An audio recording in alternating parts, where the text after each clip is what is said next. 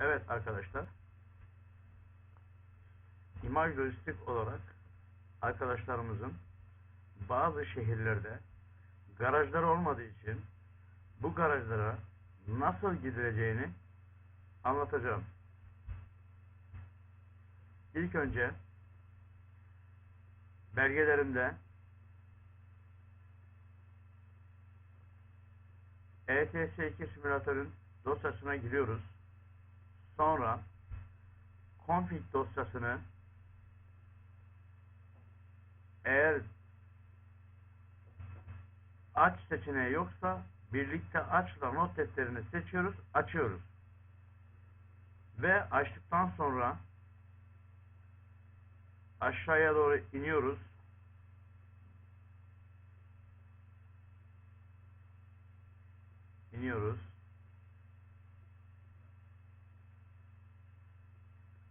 Bu görmüş olduğunuz Uset Go G Altre Developer Loper orijinalde bu sıfırdır. Bunu bir yapıp sonra aşağı iniyoruz. Uset G alttan tire konsele bunun dengi de orijinalde sıfırdır. Değeri bunu bir yapıyoruz. Dosyayı kaydet diyoruz. Çıkıyoruz. Sonra oyuna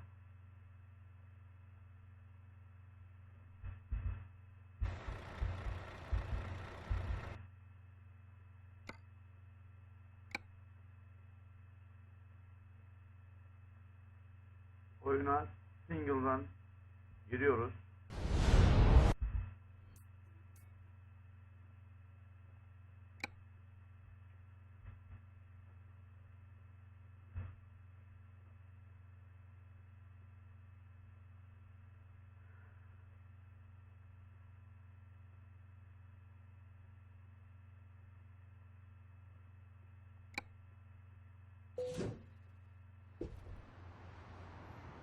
Normalde borsa ile şehre ışınlanamıyoruz.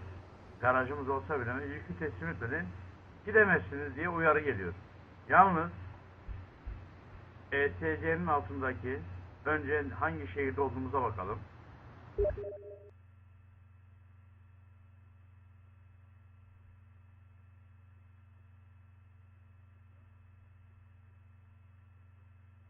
Hangi şehirdeyiz? Bremen'deyiz. Diyelim en uzak şehrimiz neresi? Brno.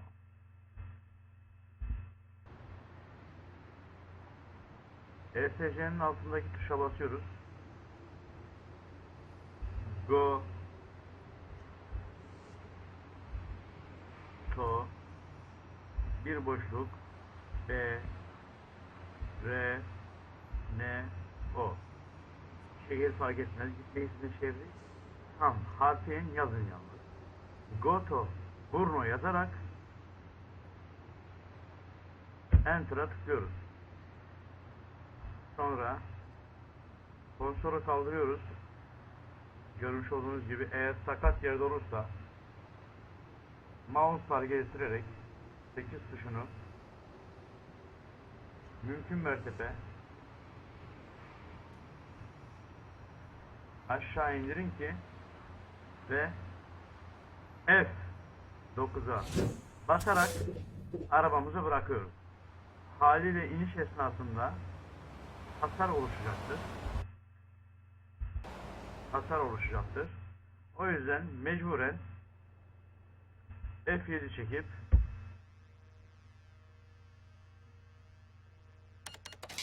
garaja gidiyoruz.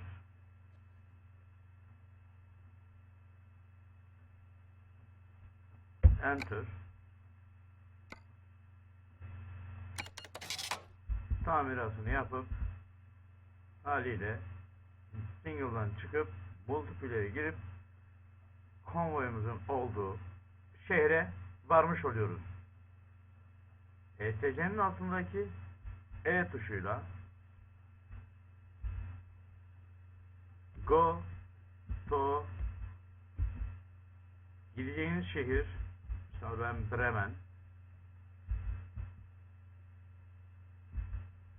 Enter. Unutmayın. Konsolu kaldırıyoruz. Bu şekilde arabayı istediğiniz yere normalde bırakırsınız. Orada tamir var misal. Tamirata götüreyim.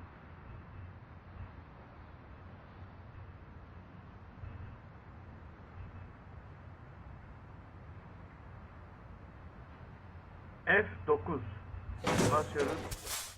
Araba iniyor. Gördüğünüz gibi araba yatıp da inebilir. Yamuk da inebilir.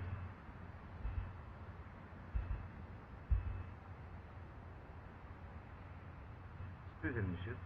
Dibe inmişiz. Evet arkadaşlar. İMAJ Lojistik konvoy için herhangi bir şehrim yok bahanesi yoktur. Görmüş olduğunuz gibi verdiğim kodla olduğu gibi ışınlanıp gelebiliyorsunuz.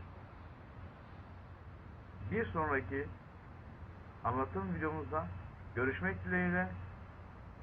İyi eğlenceler. İMAJ Lojistik iyi günler diler.